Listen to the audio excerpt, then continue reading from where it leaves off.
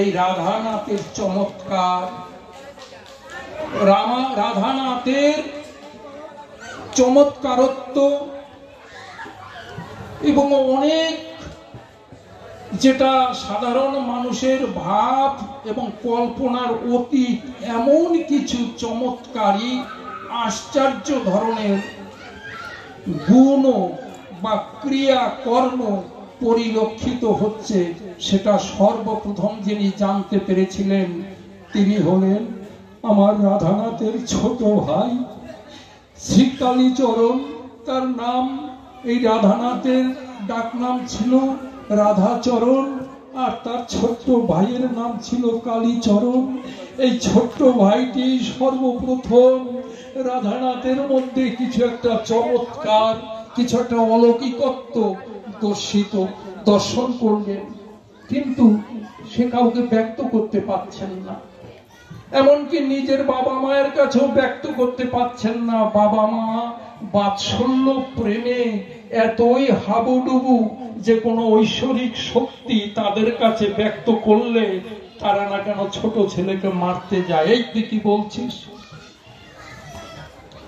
আর কেউ বুঝতে পারেননি এই শ্রী রাধানাথের চমৎকারী আশ্চর্য ঐশ্বরিক যে প্রভাব।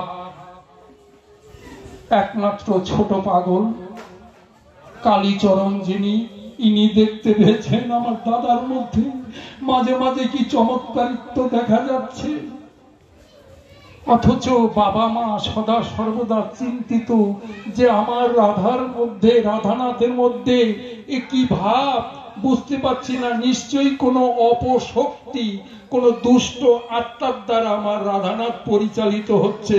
তাই রাধানাথ কখনো কাঁদে, কখনো হাসে, কখনো একা একা এই জনশূন্য মাঠের মধ্যে ছুটে বেড়ায়, কখনো বাঁশিতে বাঁশি বাজায়, বাঁশের বাঁশি নিজে বানিয়ে বাঁশি বাজায়, কখনো পিতার সাথে সাথে এই জমি কৃষিকার্যে নিজে নিয়োজিত হয়, কখনো পিতা আবার ছোটখাটো একটু মিস্ত্রি কাজ করতো, নৌকা গড়তো, সেই বাবাকেও সাহায্য করে, আবার কখনো কখনো এক কেমন যেন উদাস পাগলের মতন আচরণ করে।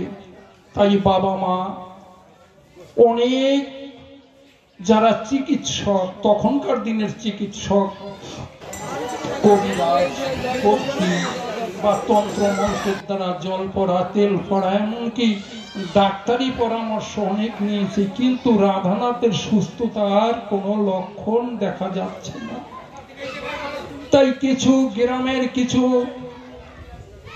ওই মুরব্বী মানুষ, যারা তখনকার ভাষায় পূর্ববঙ্গের বয়স্ক মানুষদের মুরব্বী বলতো, ও বাবা, কথায় যদি আপনাদের অরুচি হয় আমাকে একটু ইশারা দিয়ে দেবেন, যদি কোনো অরুচি হয় যে কথা না আমরা শুনবো না, আমরা শুধু গান শুনবো। কথা বলতে গেলে একটু আগে থেকে ঠিক জায়গা মতো না পৌঁছানো পর্যন্ত আমারও অন্তরের শান্তি হবে না, আপনারাও যা সন্ধান করছেন সেই জায়গায় তৃপ্ততা আসবে না, তৃপ্তি আসবে না। তাই তখনকার দিনের পূর্ববঙ্গের ভাষায় অবিভক্ত ভারতবর্ষ, ভারত তখন খণ্ডিত হয়নি, সেই সময়ের এই ব্যবস্থায় গ্রামের যারা বয়স্ক, পিতৃতুল্য, তার সমতুল্য, এই ধরনের যেনারা ছিলেন তাদেরকে মুরব্বী বলতো। তাই গ্রামের সেই মুরব্বীরা এসে রাধানাথের পিতা কৃষ্ণচন্দ্র তাকে বললেন, কৃষ্ণ, তুমি এক কাজ করতে পারো, এই তোমার ছেলেকে তো অনেক চিকিৎসার কাছে, অনেক রোজা বদ্যি ডাক্তার কবরেজের কাছে নিয়ে গেছো, কিছুতেই কোনো তার পরিবর্তন দেখতে পাচ্ছ না, তোমার উপযুক্ত ছেলে, আবার ছেলের বিবাহ দিয়েছ, তাই তুমি তো খুব চিন্তিত, তুমি এক কাজ করতে পারো, শুনেছি সবাই মুখে শ্রীরাম ওরাকান্দি, সেখানে হরিচাঁদ ঠাকুরের সুযোগ্য পুত্র গুরুচরণ রয়েছেন বর্তমানে, সেই গুরুচরণের কাছে নিয়ে যাও, শুনেছি, কেন নিয়ে যেতে বলছি সেটা শুনেছি, যা সেটা বলছি, যে এই জন্যই বলছি, শোনা কথা শুনেছি অনেক রোগী, অনেক মাথা খারাপ, অনেক অসুস্থ ব্যক্তিদের যখন ওই ওরাকান্দি যায় গুরুচাঁদ ঠাকুর, সেই মহান ব্যক্তির আশীর্বাদে অনেকেই সুস্থ হয়ে ফিরে এসেছেন।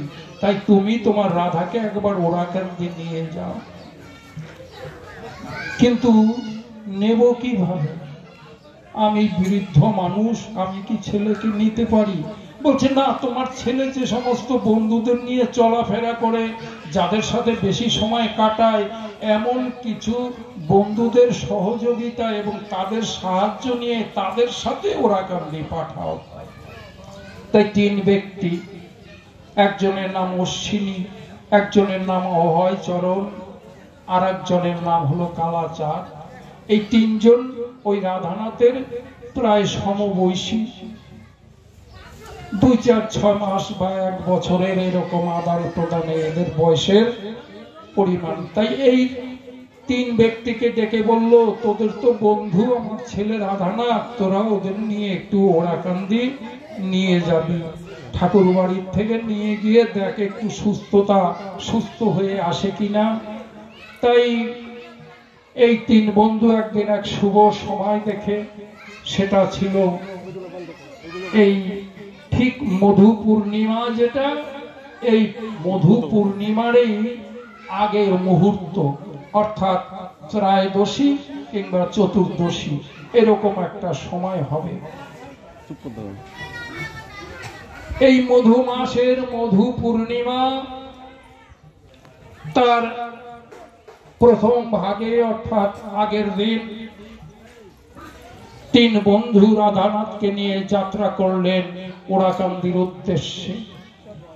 কিন্তু পথ মধ্যে যেতে যেতে এই 3 বন্ধু রাধানাথের ভিতরে কিছু চমৎকার, কিছু অলৌকিকত্ব, এই চলতে চলতে নৌকায় করে যেতে হয়, কখনো হাঁটাপথ কখনো নৌকা, বেশিরভাগটাই নৌকো পথে যাচ্ছিলেন তারা। সেই নৌকো পথে যেতে যেতে অনেক চমৎকারিত পরিলক্ষিত হলো। তারাও একটু অবাক হয়ে গেলেন, যেই রাধানাথকে নিয়ে আমরা এত খেলাধুলা করি, এর মধ্যে আমাদের ভাবনার অতীত, আমাদের ধারণার অতীত, যেটা কোনো সাধারণ মানুষ, রক্ত দেহের মানুষের দ্বারা কিছুতেই সম্ভব না।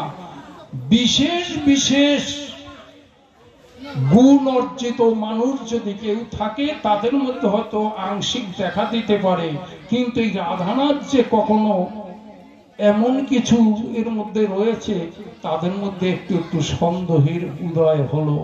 এই প্রথম ছোট্ট ভাইয়ের পরে আর যে 3 জনার মধ্যে রাধানাথ সম্পর্কে যে ধারণাটা এটা জন্মালো, তারা হলো অশ্বিনী, অভয়চরণ, কালাচাঁদ। এরা 3 জনেই খুব শক্তিশালী যুবক এবং শক্ত সামর্থ্য ব্যক্তি। রাধানাথের থেকে এদের কারো গায়ের জোর বা বল, শক্তি বলো কোনোটাই কম না। রাধানাথ যদি পাগলামি করে চেতে যায়, তাহলে 3 জনা তাকে দমন করতে পারবে, কিন্তু তার ওই যে একটা চমৎকারী শক্তি, সেই শক্তি দেখে কখনো কখনো 3 ব্যক্তি ভয়ে ভীত হয়ে যায়।